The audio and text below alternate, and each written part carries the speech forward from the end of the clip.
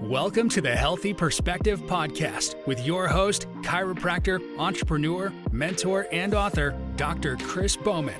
He'll break down and extract the secret sauce behind his own success and the success of some of the top leaders in every category and from around the world.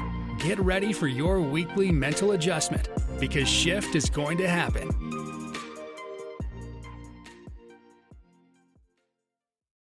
Hello, everyone. Thank you so much for joining me on another episode of the Healthy Perspective Podcast. I promise you today is going to be high caliber. And you get two entrepreneurs, people that are hell-bent on changing the world, and your ears are going to be on fire. Today we have Mr. Tommy Breedlove, the Wall Street Journal and USA Today's best-selling author of the book Legendary, and the founder of the Legendary Life Movement, a movement that empowers driven people to be pros in leadership, business, mindset, and their relationships. Tommy, thank you so much for joining me. Chris, my brother, it is an absolute honor to be here. We're doing an Atlanta to California show today, so super excited to be here, man. Just envious of your weather, and let's lean in. I love what COVID was able to bring out. Just being able to connect. A conversation that we might never have, that the world might never get to experience. Yet it's a conversation that needs to happen. So I'm thankful for technology, thankful for this time together. So your book, Legendary, your consulting, your masterminds, all these things are focused on bringing the best out of people and kind of changing that 87 octane gas to the 97 octane gas, to bringing people to the highest level of success. Why don't you give us a little bit of insight and personal story behind what led to this driven attitude and the motivation for the book, the motivation to do all this stuff on your own? Yeah, God willing, I can do this really, really fast so we can lean into the goodness part of this, because what led me there was a lot of darkness, man. Grew up on the south side of Atlanta in lower blue collar, hardworking part of the world, lower middle class. No one in my family and certainly no one in my neighborhood had ever thought about attending university or doing something. So I was the first one scheduled to do that. The problem is I grew up in and around, especially inside the home, violence and abuse, and outside of the home. And at 18, I had a full ride to a lot of universities. And instead of going to universities, taking those full rides, I became what I hated. I became that violence and abuse. And so I committed a violent crime at 18. I was looking at 7 years and 2 felonies in prison. Wow. Luckily, because it was my first adult offense, they dropped it down to heavy misdemeanors, but I was sentenced to 2 years. And instead of being at a university, I spent my 19th birthday incarcerated. Really cool thing happened there, though, brother, is an African-American gentleman decided to step across racial lines, mentor me. I didn't have any good male mentorship, both on the street nor around me growing up. He decided to mentor me, hold me accountable, called me young blood, said, "You're not going to become a product of this revolving door system. You're going to do something about it." So got out, went to work for a nuclear waste container factory for $6 an hour during the day, community college at night. Did end up at the University of Georgia. And one of the things I'm proud of is I went from a jail cell to a company called Deloitte & Touche in 3 years. And I think that's now one of the largest financial consulting firms, if not the largest in the world. Wow. But let's fast forward. And this is how I got into what I'm doing now. So fast forward, remember I came from humble beginnings and tough beginnings, and I never really dealt with any of that. So I thought money, power, success, fame, and would bring me happiness, would bring me joy, would bring me peace of mind and fulfillment. And at 36, I had the corner office, shiny cufflinks, car on the outside. Man, you just said, this guy's got it all. He's going somewhere. He's a junior partner in a rising, it was a different firm at that time. He's going to be something. He is something. But on the inside, I was that scared, insecure little boy. And how that actually came out was arrogance, tough guy, important guy, outwork you guy, anything but actually me, Tommy. And when the money and status didn't fill me up, man, I turned to all the darkness that men and women turn to.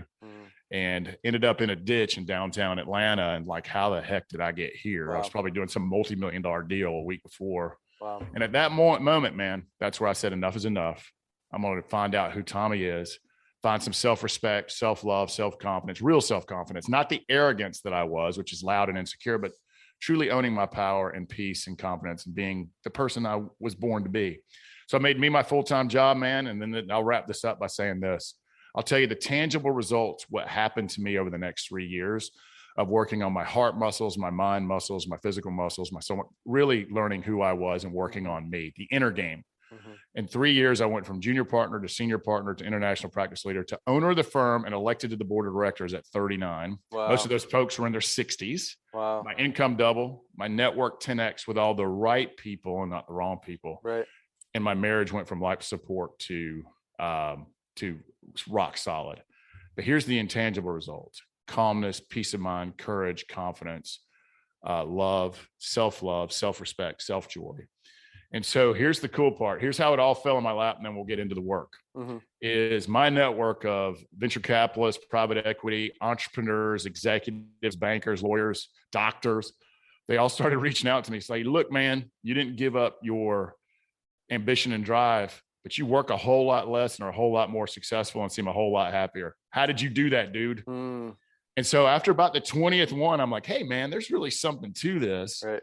And so I walked away at the top of the game, sold my equity in the firm, resigned my board seat, took 65% of our household income away, and went and chased a dream. Wow. Here we are 10 years later with a flourishing, legendary life, executive and entrepreneur movement. We've written a Wall Street Journal and USA Today bestseller, and I'm having conversations with epically cool people like you, man. So that's my origin story, brother.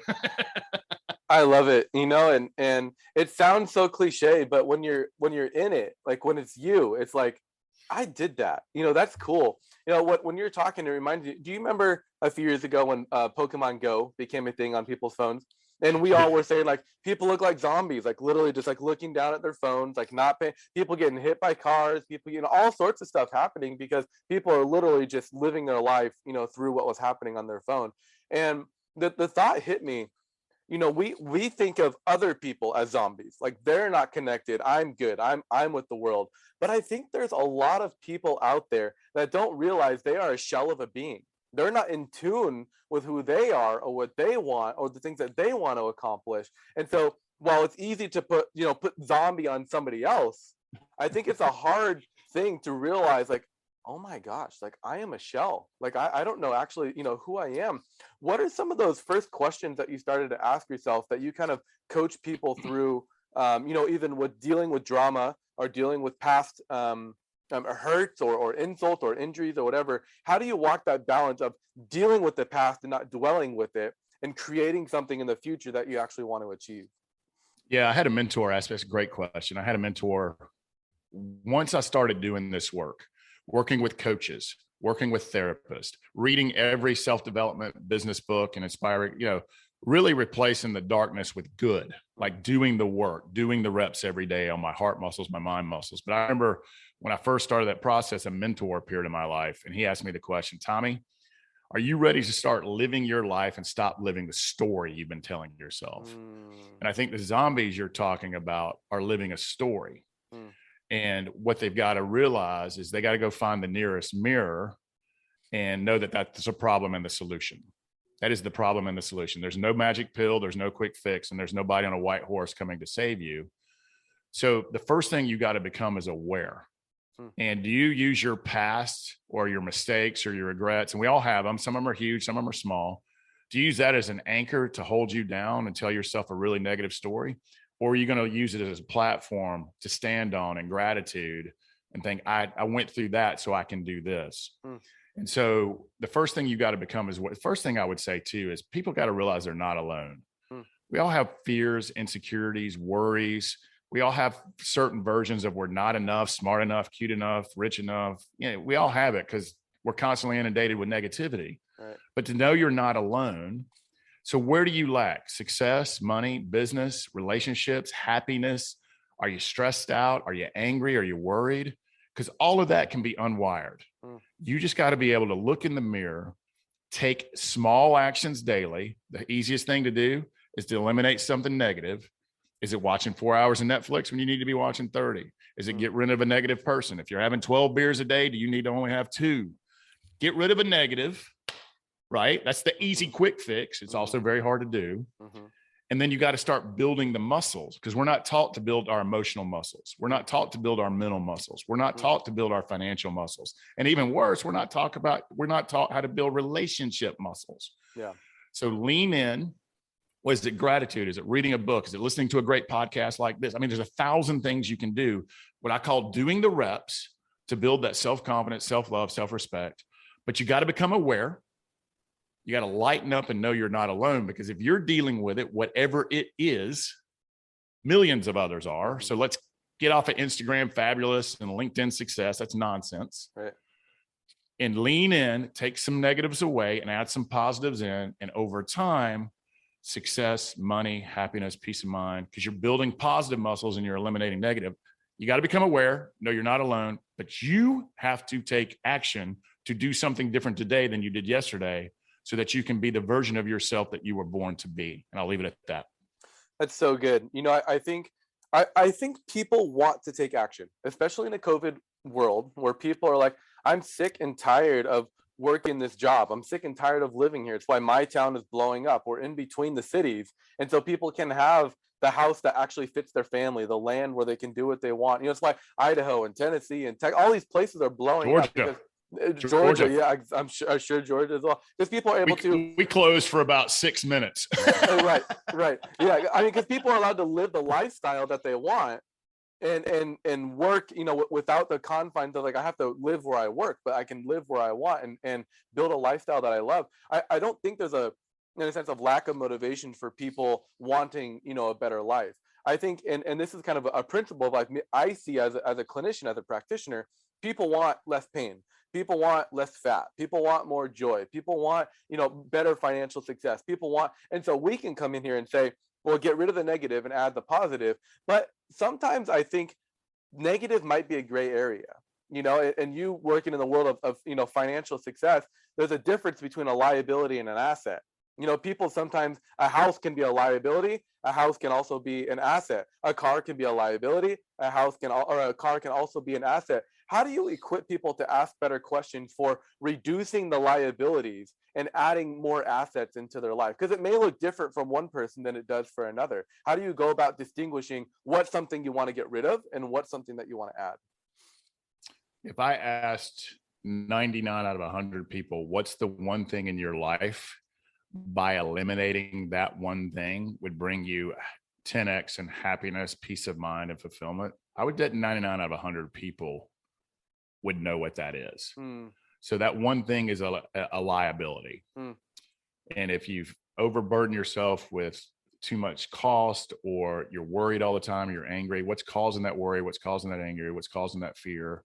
If you eliminate that, you need to eliminate 24-hour news. You need to eliminate less social media. Do you need to eliminate watching TV and binging for 8 hours a day? Because that is the most unproductive thing you could possibly do. Right. Is there a negative human being you need to get out of your life? Because that's training your emotions.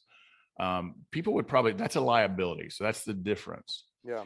And then I would ask people, what's the one thing you need to add to your life? By adding it would increase your happiness, success, or fulfillment 10x. People probably know what that is too. That's an asset. So is it filling your cup or is it depleting your cup? Is it giving you energy or taking your energy? Are you worried and fearful all the time and angry and judging others? Or are you happy? And happiness is a journey. Do you have joy in your life? Do you have love in your life? Are you hanging out with people who make you better, make you happy, and are net givers? So that's what I would distinguish between an asset and a liability. And here's the thing. If you don't know where to begin, ask somebody, listen to a podcast, read a book, participate in your own rescue. Again, no one's coming to save you. There is no quick fix. There is no magic pill, but there are a billion of podcasts, great personal development books, leadership books, seminars, courses. It is literally at your fingertips. But you made a great point. I mean, people are thirsting for this, but they got to go do the work. Nothing in life ever comes easy. That's why quick fix rich schemes don't work, and lottery winners become broke within years. And chocolate cake feels good, but over time it makes you fat. Right. And so, I mean, and I like me some chocolate cake and red wine, but I limit it, right? And so for me, it starts with a feeling. And here's the thing about awareness. When you become aware, you can't become unaware. That's good. And you can use awareness to shame yourself to death, or you can use awareness to take action and do something about it. And ask yourself this deep, dark question. Are you happy? Are you fulfilled? Or are you angry? You worried? You're scared? And the quickest thing you can possibly do is never watch a moment of news ever in your life again. I don't care if you're left leaning or right leaning, and I am right in the center, man. I just don't like politics. Right. And so, and you won't be uninformed. Let me tell you why, because everybody else still watches that crap because it's addictive. Right. They're going to tell you about it, and they're going to tell you their opinion about it. So you never have to watch it, and it's going to make you feel better. Right. You're not going to be living a life of fear, of constantly being told what to do. You can actually make your own decisions and, go from there. Yeah. They're puppeteers telling you a great script, and they're well-paid actors. Yeah. And the whole thing is to sell advertising. It's not to give you news. Right. And what's crazy is, you liked Bob across the street 2 weeks ago, and you found out Bob voted for somebody you didn't like, and now you got to hate him because the news tells you that. That's nonsense. Do you want to be the sheep or the lion? Do you want to be the puppeteer or the puppet? All you got to do is cut it off. And if enough of us cut it off, they go out of business. So I'll leave it at that. Yeah. I mean, the news' customers isn't us. The news' customers is the people that are paying them ads to keep their junk on air. 100%. We're the puppets, right? We're the puppets. We're being manipulated. Yep. You talk about working out muscles. I think when most people think about working out mental muscles, they think about playing more Sudoku or, something like that. What are some things that you've turned to exercise your mental muscles? Absolutely. So I read everything I can get my hands on.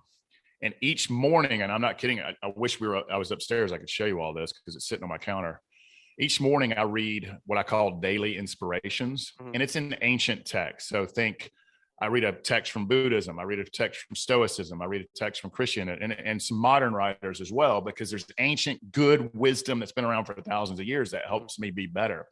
So I'm constantly feeding myself nutrition, and I apply those learnings into my life. So I read every single thing I can get my hands on. And when I'm walking, I'm listening to books. And even my book, Legendary. If you're not a reader, let me read it to you. Right. Here's something else I do every single day. And this is all of us struggle with some component of self-love and self-respect.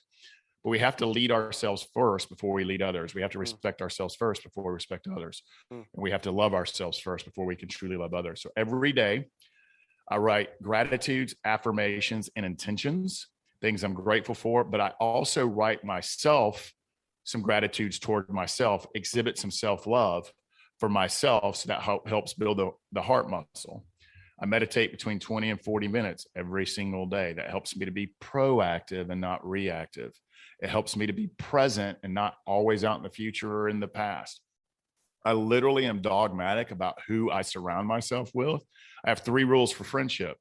And if they don't meet these rules, including my family, I don't hang out with them. Number 1, do they make me happy? If they don't, I don't spend time with them. Number 2, do they make me better? Usually the people that make me better don't make me happy because they kick me in the face. Right. And number 3, are they net givers or net takers? And you got to meet one of those 3 and I'll hang out with you. Right. And I don't care what your politics or religion or who you are. I just want that you make me better, you net give, or you make me happy. I'm with you. Yeah. And so I think so let me rephrase. I read every morning. I meditate. For me, prayer is a big thing. Not for everybody, but for me. I do my gratitudes, affirmations, and intentions. I surround myself with positive people, and I'm constantly learning something new. It's good. And what happens is when you learn something new, you realize you don't know anything. And experience life. Go out there and travel. Talk to someone that looks different from you. Talk to someone with a different religion. And what you will realize is that we're all the same. We just want to be seen, heard, loved, valued, and free. Right. And if we remember that, and they bleed just like we do, and they will die just like us. So experiencing life, get out of your comfort zone, travel, eat different foods, talk to people who aren't in your neighborhood. And all of those things will make you more happy, more fulfilled, feeling of courage, of confidence. But they're muscles. Yeah. And if you don't work out on them every day, you atrophy. Right. And if you don't think we're mentally and emotionally weak, turn on social media and you'll see what emotional and mental weakness looks like. Right. Right. Can you talk a little bit about some of your favorite chapters about the book? What are, when you talk about the book, if you could only tell people a couple sentences about it, a couple pages, what would you get out there? I would tell them the reason we picked the word legendary is it's not that I think I'm legendary. It's something that's given to us by society. And did we leave this community, our people we touched, and this planet a little bit better than we found it? Mm. And did we live life on our terms within our power with courage, confidence, self-love? Did we build toward financial freedom? Were we the masters of our time, or was our time the masters of us? Did we experience the good life? And finally, did we work at mastering our mindsets, developing unconditional love for ourselves, and have intimate relationships with our friends, families, and others? Legendary is a leadership book on how to lead yourself so that you can lead others. It's a book on how to love yourself so you can love others, and respect yourself so you can respect others. And finally, I would be lying, because I'm a financial guy, and money is a magnifying glass. If you use the tools in books like Legendary, and I want you to make a lot of money because you'll make great impact. Right. But if you're an ass, money will only magnify that assness. And final thing I'll say on money, and I'll let it go, but that's what Legendary is, a self-leadership book. And finally, I will say this: if anyone around you says money's not important, like T. Harbecker says, run from them, because they're broke. Good lesson. That sounds like it came from experience. It came from experience, brother. I mean, this wisdom's been around for 1,000 years. Right. If you hang out with 5 overweight people, you're going to be overweight. You hang out with 5 broke people, you're going to be broke. You hang out with 5 happy people who want to make great impact, you will be happy and work toward making impact as well. We are who we surround. We're tribal creatures, man. Right. And the tribe can either lift us up, make us better, or hamper us down. You choose. That's the only power you have, by the way, is choice. Right. Yep. We have it for now, unless you're in Australia or the UK or Canada or. Brother, I've talked to 3 Australians this week, and the world's not reporting on that. That is borderline Nazi Germany down there. That is insane. It's not good. They need voices like us to encourage them to fight, and reach out. Why don't you give our listeners a little bit about what you do, your retreats, your masterminding, your coaching. Give us an insight on what that experience is like. Yeah, so my programs are all designed around ambitious, driven people who want to sharpen their pencil and be better in leaders, be better in business, be better in life, be better in love, and certainly, and most important, be better in relationships. And the whole movement is around personal accountability, leading yourself, and being around other like-minded men and women who want to connect, who want to have authentic, real conversations, and who want to do the work in our retreats, in our masterminds, in our group programs, and at our experiences to leave better than they found it, and to have real conversations and get real advice and wisdom on how to be better. And I provide them the ecosystem, I provide a safe environment, and I provide them with a network and people and humans who are just like you and me, who are on this call. And we take them through these intensive retreats that are amazing, and they're designed for ambitious, driven entrepreneurs and up-and-coming managers and executives. And we have lower level programs for the young folk out there, or the people in transition who also aspire to do those things. There's lower tier investments that are just as powerful. Got to start somewhere. Right. But we provide the community, we provide the connection, we provide the ecosystem, and we provide the content and the humans, so that we can come together in a container, in an ecosystem with other like-minded people who want to be better in all phases of life. That's what the Legendary Life movement is all about.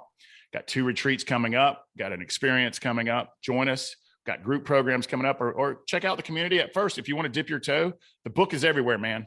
It's in the airports. It's at every bookstore. It's on Audible, electronic, and all formats, man. So let me read it to you if you don't want to read it. So that's what I'll say. Right. Yeah. I can't wait to get my copy. I'm going to do that right when we get off this call. Tommy, it's been a pleasure. I thank you for all the gems, your generosity, your integrity, your desire just to help people live better lives, experience better relationships, and ultimately experience life at the fullest. Being a chiropractor, and running a business, all of that stuff. I've had lots of coaching, lots of accountability, type stuff. And I can say wholeheartedly that your output is equal to your level of accountability. For example, if your only accountability is the receptionist as you're walking through the gym, you're not going to go there very often, and you're not going to get very good results. But if your accountability is Arnold Schwarzenegger or something like that, I guarantee you're going to get there faster. You're going to be more productive. You're going to avoid the ignorance tax. And so if you're looking for someone that has a high quality of integrity, high quality of accountability, go ahead and look up Tommy's mastermind experiences groups. I promise you won't be disappointed. Man, I'm so grateful for you bringing that up. And let me be very transparent and authentic here. I am in the coaching and mastermind business. Guess what I have? Coaches, and I belong to 2 masterminds. There you go. So I'm walking this journey side by side, arm by arm, working on it and aspiring to be it myself. So just know, if you want to check out us, know I'm walking the walk with you. So what I love about me is I get to talk in the mirror all day long and like, Tommy, are you listening? That's so true. That's so true. Well, where can people find out more about all this stuff? So you can go to, you can email me directly at tommybreedlove.com. You can go to our website, tommybreedlove.com. It's all there. And if you're looking for some positivity in the social media world, we're constantly putting out money, life, business, relationship, wisdom that's been bestowed on us on LinkedIn, Facebook, and Instagram. If you're looking for some positivity and some things that you can apply to life, check us out on social media. We work hard on our content, but email me directly at tommy@tommybreedlove.com, or just go to our website, tommybreedlove.com, or check out the book. It's everywhere. So if you can't find the book, that's on you, not on me. Awesome. Tommy, well, it's been a pleasure. Thank you so much for joining me. Thank you, brother. Thank you for listening to the Healthy Perspective Podcast. To connect with Dr. Bowman, follow him on Instagram at Dr. Chris Bowman. Until next time, make shift happen.